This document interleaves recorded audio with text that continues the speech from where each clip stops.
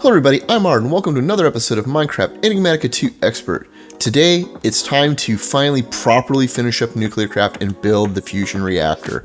Now, this thing does scare me because it can melt down and blow stuff up. So, I'm only going to be building a small one that I can safely contain inside a compact machine, because we only really want it for one purpose. And that's to make the sweet neutronium fluid as a byproduct so we can turn that into ingots more quickly, as well as use buckets of it to make the creative tank. So here we are with the very basic start of this, which is just dropping down the fusion reactor itself. And it's a chunky multi-block thing, even though it doesn't look like it in your inventory. From here, we need to add connectors of varying widths, depending on how big we want to make the reactor. We're just going to make a size 2 one. And then a ring of electromagnets surrounding that. So let me get this set up and I'll show you what I mean. Alright, so I've got the basic toroid shape made. There are connectors on each of the plates on the outside of the fusion reactor that then connect to the inner ring of electromagnets. You can use any mix of transparent or solid electromagnets. I have the outer ring here as a transparent just so we can see. And then completely surrounding it, there is a ring of electromagnets all the way around with an empty spot in the middle. Now from here, we need to power up the electromagnets. The red lines on them mean that they do not currently have power. And I have some flux points set here. I just don't have them turned on to show you how this works. Let me turn that on, and you can see that they start to turn green and they will spread around all the way. I have a second flux plug on the exact opposite side here, which will then also spread power from this side, which will speed up the process a bit, and these will slowly power up all of the electromagnets. Okay, and to be clear, I believe the only actual threat of this reactor for actually melting down and blowing stuff up is if the electromagnets lose power. So while we wait for these to finish powering up, and I have no idea if this is working right, it doesn't feel like it is, but while we wait, let's go talk about active cooling, because this reactor needs to have some sort of active liquid coolant to keep it running at max efficiency. And the amount of coolant you need is dependent on the size of the reactor. So what you need is an active coolant block placed somewhere along the toroid ring. Let's try to find the middle here, drop it down there, and then you need to provide it a liquid. And I don't actually know if this works. Yep, it apparently does. To constantly add fluid to your reactor. Now, to make this act the most efficient way possible, you want a pair of these on exact opposite sides of the ring. So we have one there, we come over here, and we put another one on the top. Now, I have no idea if this is enough cooling. We won't know till we power this up. Alright, so power was not actually propagating to the electromagnets far enough. I think due to the increased power demand in this pack for them, they weren't able to pass it fast enough, even when it had infinite power from a flux plug. So I added conduits all the way around. They appear to be completely powered up now. And if we look in here, it now considers everything to be ready. So what we need to discuss next is what are we going to fuel this with? Because there's a lot of choices. And well, the reality is, while there's a ton of them, we can only really want to pick the ones that actually output neutronium, preferably at a decent rate. So like not this one that only produces 5 in one of these categories. Although this might be a have decent breeder reactor since this has tritium in it. But that's not what we're doing here. Now, I could potentially poach the tritium from my other fusion reactor and it might actually work okay. I don't know how much this actually consumes or how fast, and this is a small reactor. I don't actually need the power from that fusion reactor, and that fusion reactor seems to just cause me lag anyways. So this might be worth trying. If this fails, however, I might fall back on molten lithium 7, because this can be centrifuged from liquid lithium, which we have a ton of excess over in the end that we're turning into the tritium. So this might be a viable way to go. But I guess let's start with the tritium since we've already got that and I can just go grab an ender tank. Now the first thing I'm going to do before I do anything else is slap a lever down at the bottom, because this allows us to turn off the fusion reactor. Now I have the ender tank that we're just going to pop right here and flip the dial. And the liquid tritium should be going in.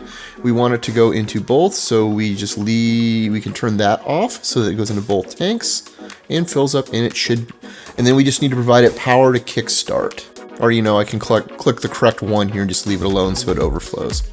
Alright, so I added a flux plug. It's now dumping power in, and appears to be, the temperature appears to be going up to the point where it can jump start. And now the reactor has actually started. There's now fluid in the tanks.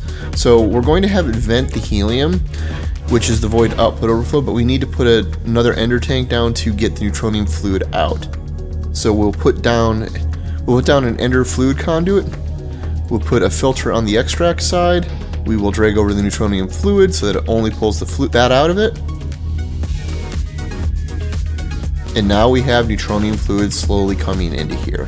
Now the active cooling rate says 400 and we want 5,000 I believe to do this, so I need to increase the number of coolers that I have. So let me go get a couple more of those and place them around to see if I can actually increase this. So I don't know if I really need to in this case. But this is also slowly heating up and we don't even have the full power yet. Now keep in mind, these electromagnets chew up, I believe, 1,000 RF a tick per magnet, so we do need to be producing quite a bit of power to this to make it worthwhile.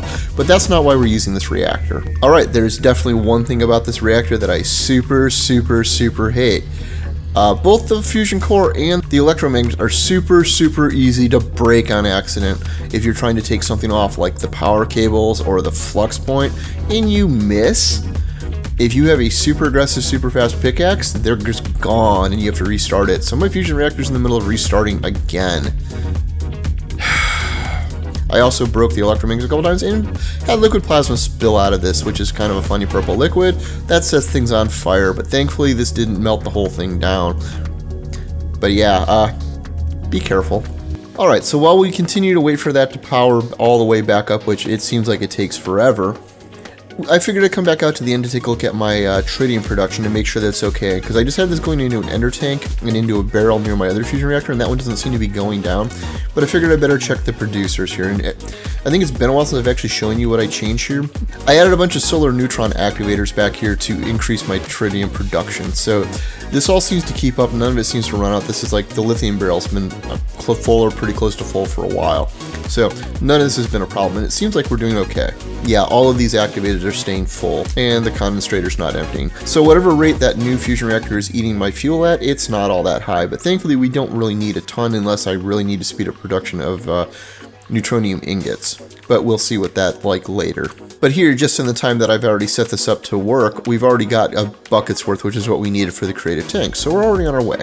Alright, so I got the active cooling above 100%, as seen here, and as best I understand it, this only keeps the efficiency from hitting the full 100%, so it'll be a little bit under.